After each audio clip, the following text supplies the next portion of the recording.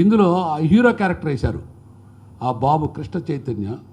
ఆ అబ్బాయిని చూస్తే నారా లోకేష్ ఎట్లా ఉంటాడో అతను బయట ఎంత ప్లెజెంట్గా ఉంటారో ఘంటసాల గారిని అతన్ని నేను నారా లోకేష్ని చూసి ఆ హీరోని చూడాల.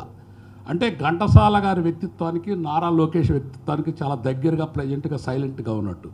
ఈ డైరెక్టర్ గారు ఈ సినిమాలో ఒక్కటి కూడా ఎక్కడ ఎక్కువ చేయలేదు తక్కువ చేయలేదు. కరెక్ట్గా ఘంటసాల జీవిత చరిత్రని బిగినింగ్ నుంచి ఎండ్ వరకు ఉన్నట్టు చూపించి ఉంటారు అనుకుంటాను నేను ఫీల్ అయింది.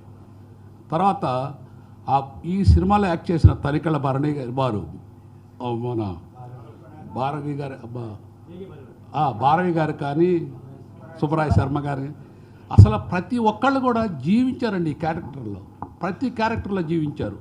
ఆ బాబు అయితే ఆ ఘంటసాల క్యారెక్టర్ని ఎంత బాగా చేశారంటే ఎంత చెప్పినా తక్కువే. శంకరాభరణం స్వామివేదుల గారికి ఎంత పేరు వచ్చిందో ఈ బాబుకి అంత పేరు వచ్చింది ఈ క్యారెక్టర్ చేసినందుకు.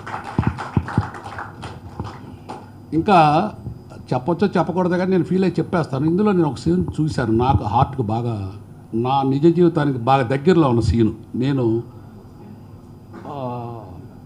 నాగేశ్వరరావు గారిది దేవదాస్ సినిమాలో ఆయన చనిపోతూ ఒక బండి తీసుకొస్తే బండి అతనికి చనిపోతూ జేబులో డబ్బులు తీసుకొచ్చి అతను డబ్బు ఇచ్చి నాగేశ్వరరావు చనిపోతారు. ఆ క్యారెక్టర్ నాకు చాలా బాగా నచ్చింది.